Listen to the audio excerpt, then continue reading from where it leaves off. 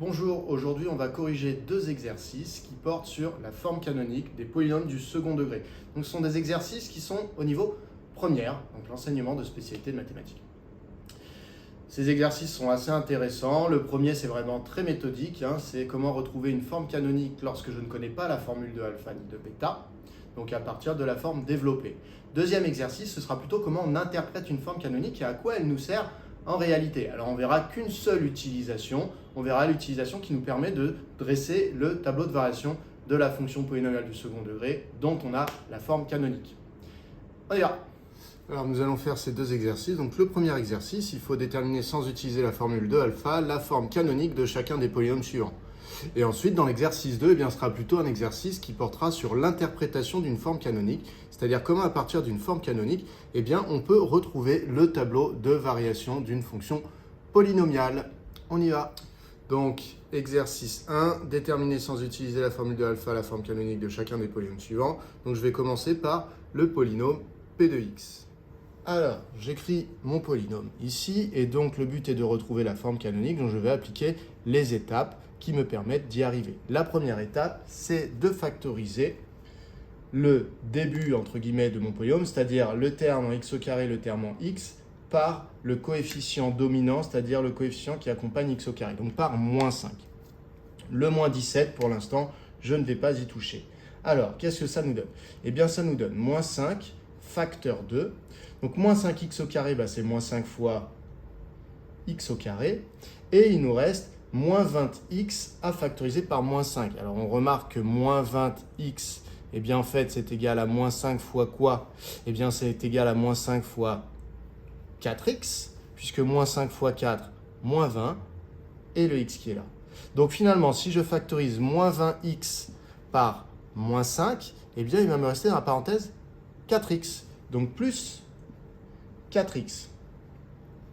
Le moins 17 est pour l'instant sur l'arrière. On n'y touche pas. Ce serait moins 50 ou plus 48. On n'y toucherait pas non plus. Maintenant qu'on en est là, on va chercher à identifier le début d'une identité remarquable ici dans la parenthèse. Donc, on se pose la question, quelle est l'identité remarquable de la forme x plus quelque chose au carré qui commence par x au carré plus 4x? Et donc là, si vous connaissez bien vos identités remarquables, vous savez qu'ici, vous avez le double produit, c'est-à-dire que 4x correspond à 2 fois x fois ce nombre. Donc ça veut dire que le nombre qui nous manque ici, finalement, c'est la moitié de 4, puisque 4 correspond à 2 fois le nombre d'ici. Donc ça veut dire que 4 divisé par 2, c'est égal à 2, ça veut dire que le nombre qui me manque ici, c'est 2. Et du coup, ça va fabriquer quoi à la fin? Ça va fabriquer 2 au carré, c'est-à-dire 4. Alors, réessayez si vous n'êtes pas convaincu. X plus 2 au carré. L'identité remarquable dit que c'est le premier au carré, donc a carré, plus 2 fois a fois b, donc 2 fois x fois 2, donc 2 fois x fois 2, plus le dernier au carré, donc 2 au carré. Ce qui donne bien x au carré plus 2 fois 2, 4, donc 4x plus 4. Donc on ne s'est pas trompé. Une fois qu'on a repéré que du coup, ici on avait le début de cette identité remarquable, je peux donc voir les choses de deux manières. La première manière, c'est de dire, regardez ici, si j'ai ça qui est égal à ça, ça veut dire que si je ne garde que ça dans le membre de droite et que je transpose 4, j'obtiens que x plus 2 au carré moins 4 est égal à x au carré plus 4x. Ce qui veut dire que dans mon calcul ici, je peux remplacer x au carré plus 4x par x plus 2 au carré moins 4, par tout ça. Et dans ce cas-là, cela me donne donc moins 5. Et donc x au carré plus 4x qui est ici, je vais le remplacer par tout ça puisque c'est égal. Donc ça va me donner x plus 2 au carré moins 4. Donc x plus 2 au carré moins 4 moins 17. Alors pour arriver à ce résultat, je peux également passer par une autre méthode. Donc je vais faire l'autre méthode, donc je vais effacer et on va réarriver à cette ligne avec l'autre méthode en simplement 2 étapes. Je peux dire, eh bien, qu'est-ce qui manque à x au carré plus 4x pour obtenir x au carré plus 4x plus 4 et donc dire que c'est x plus 2 au carré. Eh bien, il ne manque que le plus 4 dans la parenthèse pour pouvoir dire qu'on a l'identité remarquable.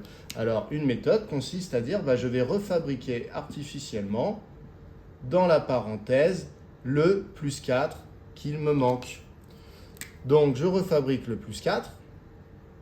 Et là, je me dis, c'est bon, du coup, j'ai l'identité remarquable. Oui, mais est-ce que j'ai le droit de rajouter un plus 4 comme ça dans une expression? Eh bien non, sinon le résultat va changer. Donc, tout de suite, je retire 4. Comme ça, plus 4 moins 4, en réalité, ça donne 0. Ça me redonne bien exactement ce qu'il y avait dans la parenthèse au-dessus. J'ai donc bien l'égalité. Moins 17, le 17 qui était ici. Ici, je repère que j'ai donc fabriqué la fameuse identité remarquable qui était ici. Et donc, ça me donne x plus 2 au carré. C'est donc égal à moins 5 fois... Alors attention, les grandes parenthèses ici sont toujours présentes. Et ici, je remplace par l'identité remarquable. Donc, x plus 2 au carré. Et il y a toujours le moins 4 ici qui traînait derrière. Et également le moins 17 qui traînait derrière. Donc vous voyez là ici, je suis arrivé exactement à la même étape que tout à l'heure, vous pouvez retourner voir dans la vidéo. Quand on avait transposé 4, on arrive à cette étape-là. Donc à partir de là, les deux méthodes maintenant vont se dérouler exactement de la même manière. Pour obtenir ma forme canonique, je vais maintenant développer moins 5 sur x plus 2 au carré et sur moins 4. Cela me donne moins 5 fois x plus 2 au carré. Et moins 5 fois moins 4 me donne plus 20, puisque 5 fois 4, 20, et moins par moins, plus. Le moins 17 qui était derrière est encore là, sauf que maintenant, 20 moins 17, eh bien c'est égal à 3. J'obtiens donc moins 5 fois x plus 2 au carré plus 3. J'ai donc obtenu ici la forme canonique de P de x. Alors ce qui est toujours intéressant quand on obtient une forme canonique, c'est de retrouver qui est A, qui est alpha et qui est bêta. Alors, dans votre cours, je vous rappelle que A, dans la forme canonique, c'est le coefficient qui est devant l'identité remarquable. Donc ici, ça va être moins 5. Donc finalement, A égale moins 5, si je dois identifier. Alpha, regardez la forme canonique dans le cours, normalement, c'est x moins alpha. Alors, si ici, je vois x plus 2, c'est-à-dire que x moins alpha, c'est x plus 2. Ça veut dire qu'en fait, il faut que je vois x plus 2 comme étant x moins 2. Comme ça, c'est bien sous la forme x moins quelque chose, x moins quelque chose. Donc le quelque chose, le alpha, est égal à moins 2.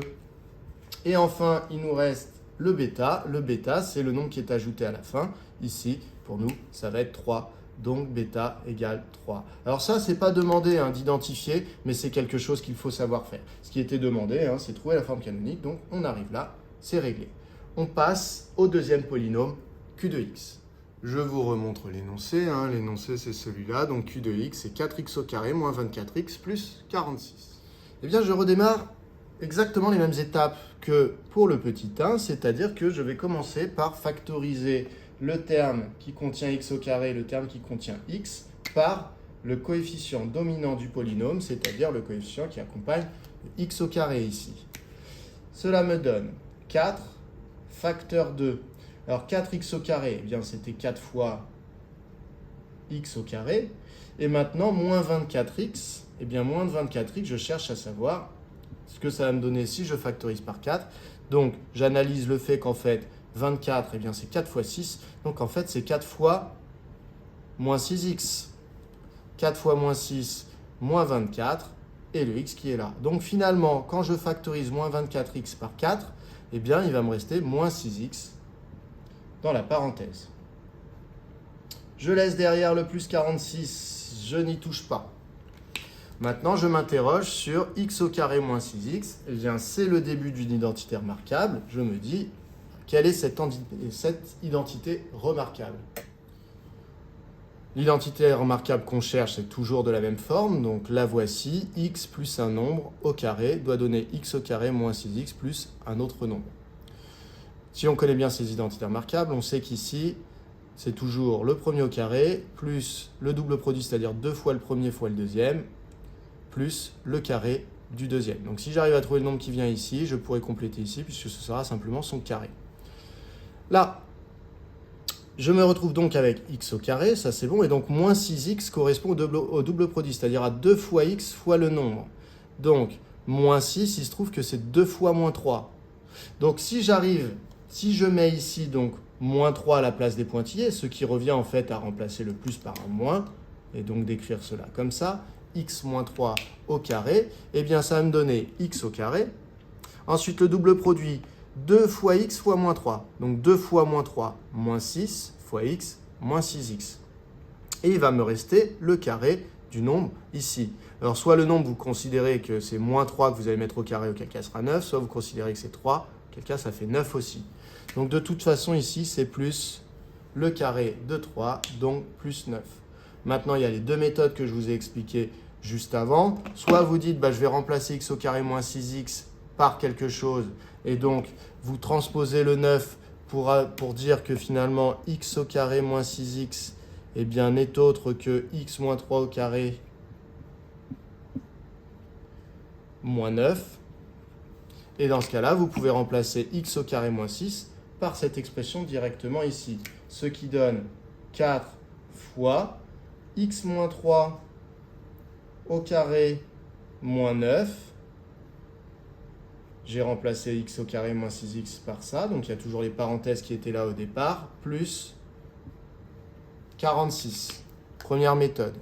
Deuxième méthode, celle que je vous expose généralement en cours, eh bien ça va être tout simplement d'introduire et de retirer tout de suite le plus 9 qu'il nous manquait. Mais les deux méthodes sont correctes, bien entendu. C'est donc égal à 4 facteur de x au carré moins 6x. Et donc, je vais rajouter le plus 9 dont j'ai tant rêvé. Mais j'en ai rêvé, en réalité, il n'était pas là. Donc, je dois le retirer tout de suite pour que ça reste égal aux étapes précédentes. Plus 46. Je me rends compte maintenant que là, j'ai refabriqué, donc je m'en rends compte, mais en réalité, c'était artificiel, c'est moi qui ai fait tout pour obtenir exactement ce qui a marqué là, et donc l'identité remarquable. Ça me donne donc 4 facteur de x moins 3 au carré moins 9 plus 46. Et maintenant, je vais redévelopper afin de terminer mon exercice. Donc, ça me donne 4 fois x moins 3 au carré. Ensuite, ici, je vais me retrouver avec 4 fois moins 9, ce qui est égal à moins 36, plus 46, ce qui donne 4 fois x moins 3 au carré, plus 10 pour q de x. J'ai donc trouvé la forme canonique. C'est bien de la forme a fois x moins alpha plus bêta, avec du coup a qui vaut 4, alpha qui vaut 3, puisque dans la formule, c'est x moins alpha, donc le moins est bien là, donc alpha n'est que 3, et bêta égale 10. Si cette identification-là, vous avez un petit peu de mal, de toute façon, je la réexplique tout de suite dans l'exercice numéro 2. Alors, dans l'exercice numéro 2, donc il y a deux questions. Donc déjà, on vous dit ici que f et g sont des fonctions polynomiales du second degré qui sont définies sur R et dont on vous a donné des formes canoniques. Et donc, il va falloir, dans la première question, identifier A, alpha et bêta dans chacune des deux formes canoniques. Et dans la question 2, il va falloir dresser les tableaux de variation de la fonction f et de la fonction g, puisque ça se fait à partir de la forme canonique. Donc là, il s'agit de savoir lire une forme canonique et de savoir l'interpréter. Alors, pour la première, on a pour tout x appartenant à R que f de x est égal à moins 2 fois x moins 3 au carré plus 4. Alors, première chose à remarquer, parce que quand on demande A, alpha et bêta, certains élèves se disent il faut que je trouve une forme canonique. Oui, il faut que vous trouviez une forme canonique, sauf si ce qu'on vous donne, c'est déjà la forme canonique. Et dans ce cas-là, si on vous donne déjà la forme canonique, en fait, c'est qu'on vous a un petit peu mâché le travail, c'est-à-dire qu'on ne voulait pas que vous trompiez dans les calculs pour la trouver, donc on vous la donne. Donc, vous pouvez lire directement alpha et bêta, ainsi que le coefficient A.